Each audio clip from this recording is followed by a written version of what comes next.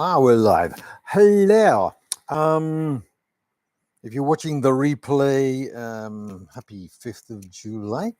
Uh, okay, today's going to be rather brief. There was a domestic accident insofar as uh, one of the, one of the laptops, they're all old, they're all secondhand. Anyway, laptop, there was a ding dong at the door because something was being delivered, and somebody jumped out of their skin, and they were holding coffee at the time, and it ended up in the laptop. So there's a happy ending to this particular story insofar as it seems to be drying off and there doesn't seem to have been too much damage done, mainly because there was a kind of a keyboard cover which repelled most of the coffee, but some still got in, and it's drying out as we speak. However, it's, as I point out, an unusual event in an otherwise normal daily routine. And of course, it disrupted the routine because I had to get my little tools out because I changed the battery in this. It's so old, I had to change the battery in it and take it out and sort of mop it up.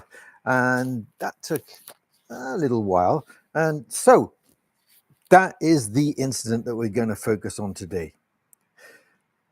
So how could this be used in romance? Well, these are the story genres, remember. I'm giving you examples of how it could be adapted to each of these stories. How can it, first of all, first question, how can it cause a problem for the protagonist?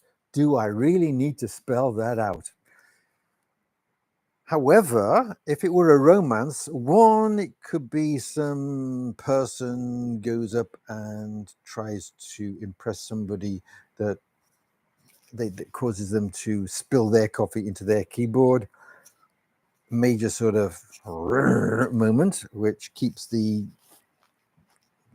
two main characters, the love interests, apart, which is an essential part of romance writing, so I'm told. Or it could be that one or the other says, it's okay, leave it to me, and they fix it. The love interest is absolutely gobsmacked and amazed by this person's almost supernatural ability to put their PC, their laptop, whatever it is, back in working order, and that sparks the romance. Okay, horror. Well, how about we forget about it being a laptop and it's some other electric device? Something or other gets spilled in, and this causes a supernatural being to emerge, rather miffed. This is a bad-tempered poltergeist who likes lurking in this particular electronic. It may even be a product of the electromagnetic field of the device, and it's unleashed, or more to the point, it was having a nice little nap, and it's a bit teed off. And you could therefore develop that if you wanted to do sci-fi or fantasy. Fantasy and horror here would be pretty much the same thing, except for in fantasy, perhaps the creature within the electronic device then has to go on a quest, or maybe like a genie, it makes the human go on a quest in order to make reparations.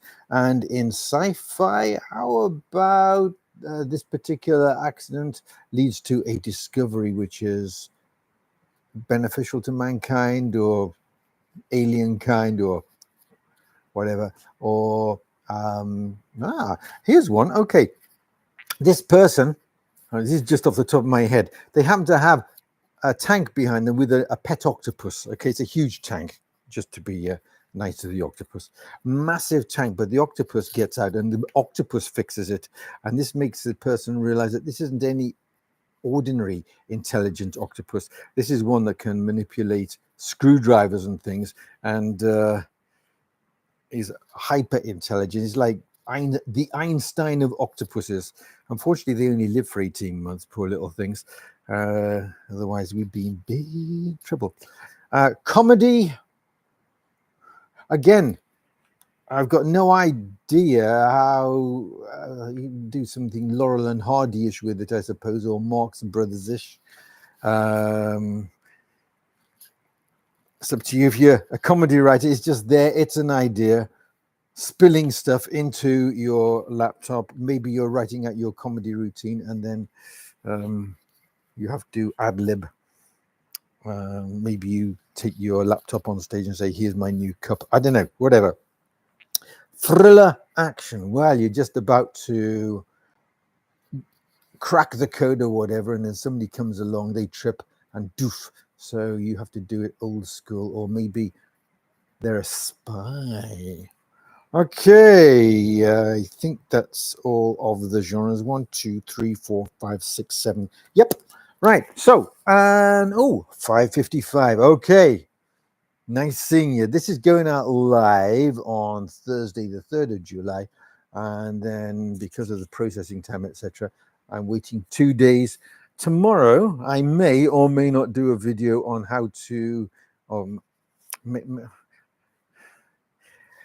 it's so that I should be able to write a short story around this, or the bare bones of a short story. So maybe I will, maybe I won't. Maybe I'll just give you another prompt because there's another day today, and things happen today as well. Unusual things. Okay, enough talking nonsense. See you on the 5th. Bye for now.